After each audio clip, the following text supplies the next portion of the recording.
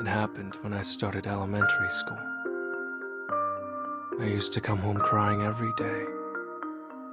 I was extremely shy, and my classmates saw that weakness and took to bullying me.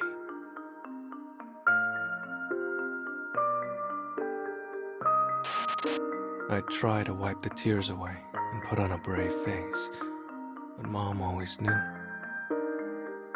She'd ask if something happened, and I would just nod. She never said anything else. She'd just sit there and quietly stroke my hair. I remember moonlight pouring in through a window. I used to lie in her bed while she sang me a lullaby. I don't remember the words exactly, but it went something like this. Though the moon stands alone in the night sky, its gentle light shows the way for everyone else.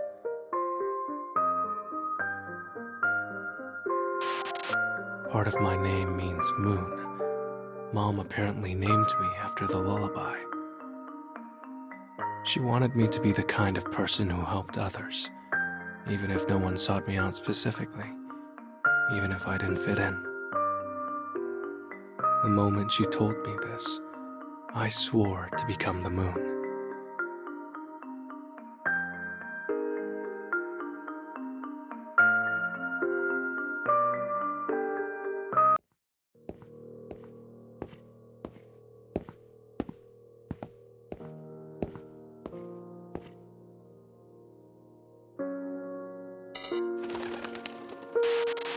I was shy as ever when I started middle school.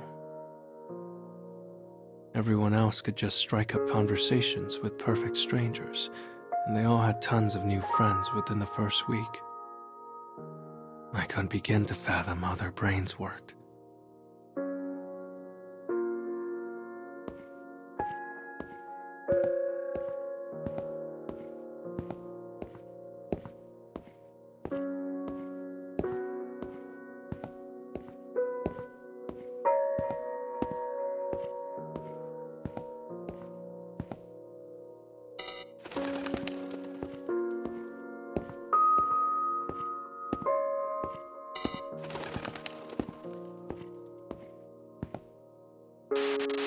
But I was used to being alone.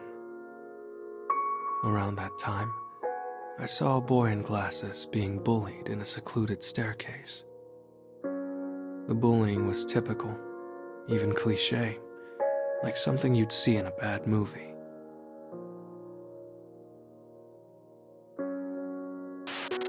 The timid boy was surrounded by a group of larger classmates. They were pushing him around, demanding his money. It was painful to watch. The boy in glasses eventually pulled out a 1,000-yen note from his wallet. But the moment he did, a bucket of water came crashing over the bullies' heads.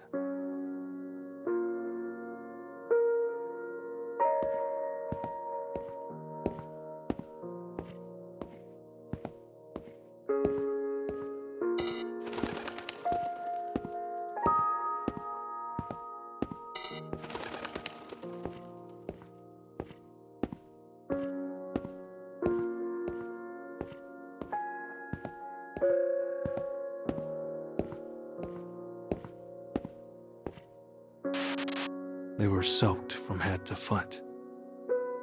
"We'll get you for this," they shouted as they ran away.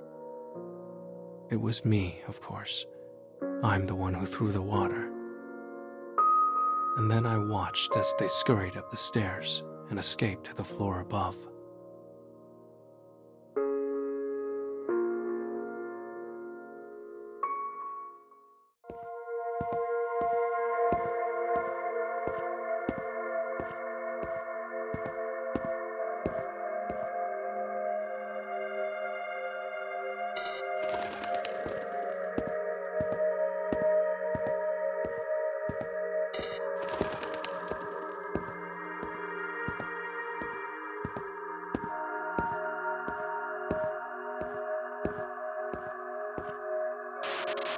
After I helped the boy in glasses escape his tormentors, I was reminded of Mom's lullaby. Maybe I really could help others. After that, I made a point of stopping bullying whenever I saw it. Like that day in science class, when the classroom skeleton with limbs attached to strings suddenly started dancing. Or the day on the landing, where a wave of ping pong balls came clattering down the stairs. Each time, the bullies ran away howling with their tails between their legs. I loved seeing that. It was such a hilarious contrast to their usual invincible air. But the last time I stood there laughing as the bullies scattered, I heard a voice behind me.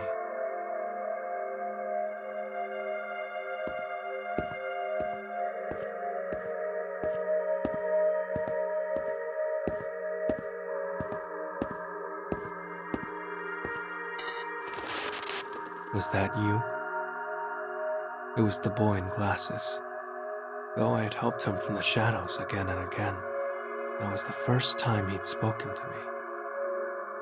Unsure what to say in response, I could only bring myself to nod.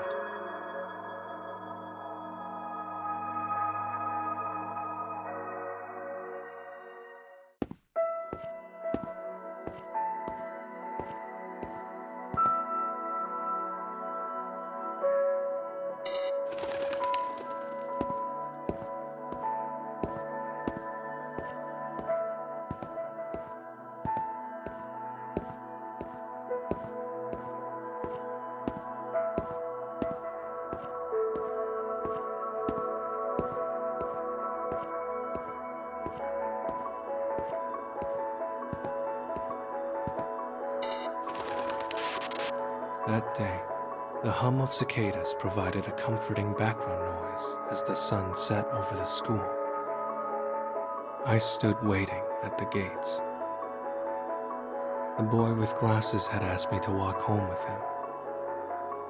When was the last time I left school with someone else? Brilliant orange light reflected off the windows of skyscrapers as we made our way home. We walked in perfect silence. But though I felt somewhat lost, I also felt a strange sense of comfort.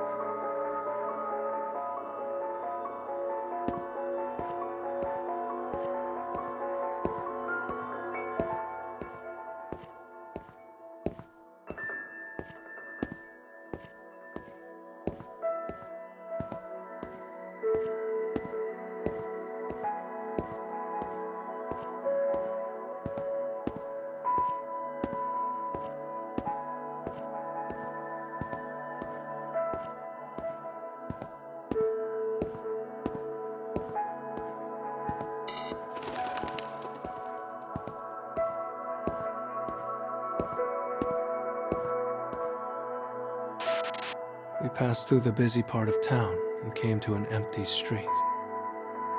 When we did, the boy with glasses finally spoke. Please don't bother me anymore. Things are easier when I'm being bullied. I don't want to be a loner like you. We parted ways after that, and I took my usual route home. The moon shone lonely against the pitch-black curtain of night. Can I ever be like the moon, Mom? I stared at the sky the entire way home. The sharp edges of the beautiful moon blurring beneath my tears.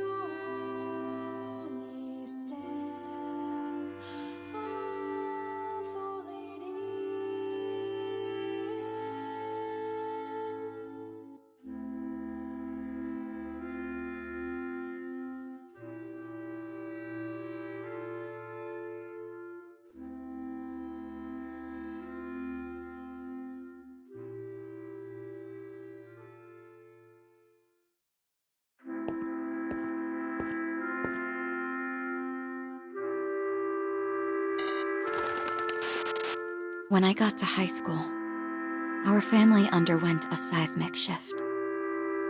My parents got divorced. We used to cook together on the weekend, go on trips together. Now everything was different. I thought happy families like ours only got ripped apart in TV shows. I ended up living with Dad. He was mentally and emotionally broken, and no longer smiled like he used to. He'd just lay down and stare into space. Even breathing seemed to cause him pain.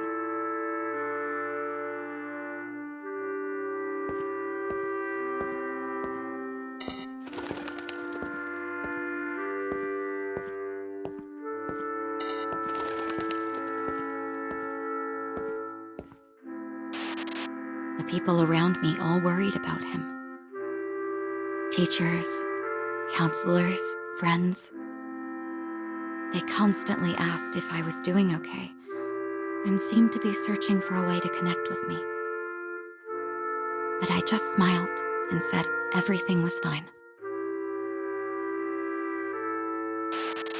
Even if it wasn't. Even if I was miserable. Because as long as I kept smiling, I thought there was a chance Dad would go back to his old self.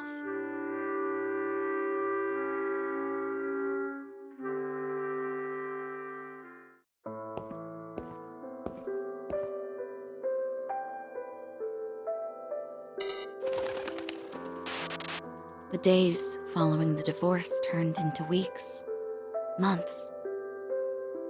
I tried everything I could think of to get our lives back, all while going to school. I just wanted a life like everyone else. And I had no idea just how far we'd actually fallen. One day, I was having a mindless chat with a friend on the phone. We were gossiping about random things at school.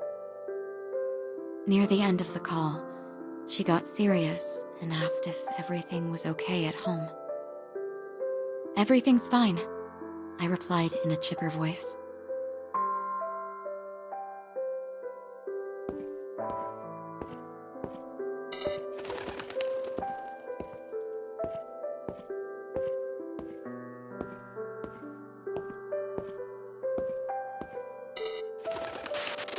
I ended the call.